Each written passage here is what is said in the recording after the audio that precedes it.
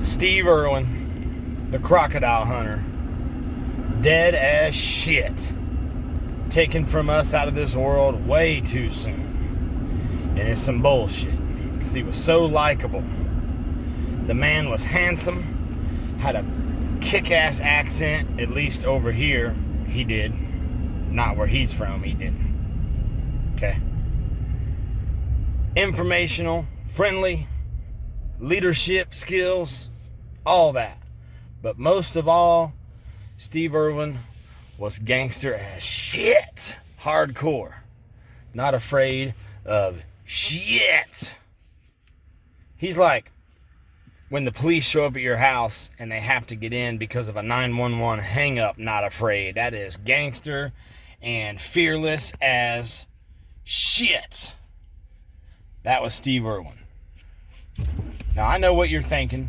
I'm about to give the biggest reason why he's gangster. But let me make something clear first, before you get there. First sign you know he was hardcore as fuck was he named his zoo the Australia Zoo. Now that is some pimp shit, to name your zoo the whole country's zoo. Imagine if I opened a zoo in my backyard and named it America Zoo. The America Zoo. Come on down to the America Zoo. I got a mouse. I got a cat. I got 2 dogs. Bunch of birds. All kind of stuff. Right on my own piece of property. Not the little zoo named after the little ass town I'm in, but the America Zoo. And you know that was gangster to do that. The Australia Zoo, because if you look it up, it's disappointing as shit. You're like, the Australia Zoo?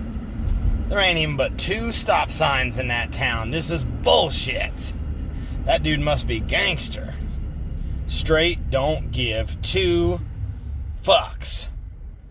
And had all kind of stuff at his zoo. And he would do shows, live shows, Joe Exotic style, just jumping on the back of shit at his own zoo. And then said, you know what?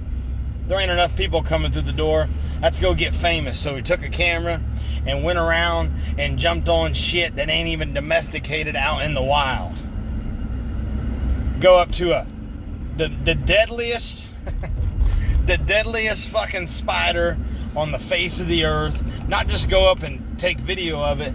This gangster motherfucker, Steve Irwin, would get down on the floor, his chin and cheek all up against the concrete and the dirt and the gravel, and he'd be like, look at this beautiful spider.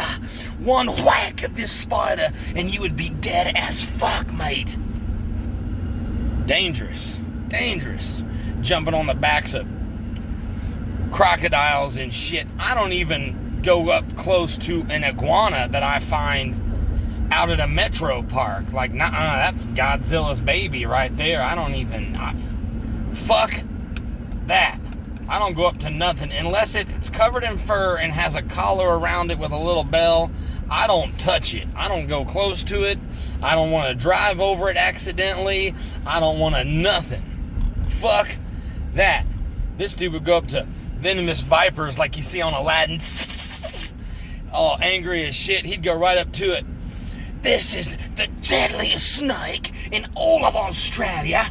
Let's pick it up and fuck with it and piss it off even more than it already is. And maybe it'll spit as whack. That spit gets right in your eye, mate, and you are extra fucked. So he'd go pick it up. Scary as shit. That dude was probably not a cool person to hang around because he's always doing dangerous shit. Then got his ass killed by a stingray. A stingray? The crocodile hunter? You mean the guy who jumps into crocodile pits out in Uganda Bar, Africa, just for a YouTube video? Just for some clout online? Jumped on the back of a Komodo dragon, a pregnant as hell Komodo dragon, PMSing, cramping, angry as shit, jumped on the back of this creature, spikes all out of its spine, jumped on the back of it, and still stayed friendly and informational, and gave good information while this Komodo dragon was pissed off and doing the swirl to try to roll Steve off of this thing. Crocodiles, Rottweilers, whatever. He'd jump on the back of all it. Hammerhead sharks straight didn't give a fuck. That guy ended up getting killed by a stingray. That is... life is a movie sometimes, isn't it? That would be, someone that dangerous getting killed by something fluffy and cuddly like a stingray.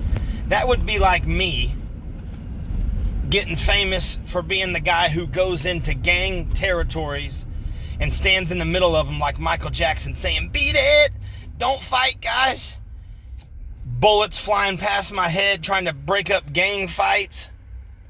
That would be like me doing that, then going and choking to death on a bite of salad down at the Red Lobster and just be dead as fuck on the news the next day. Like, I don't think that headline is true there. I'm pretty sure that is some bullshit. This guy went and broke it. You mean the gangbuster? Doug, the gangbuster, died on some salad?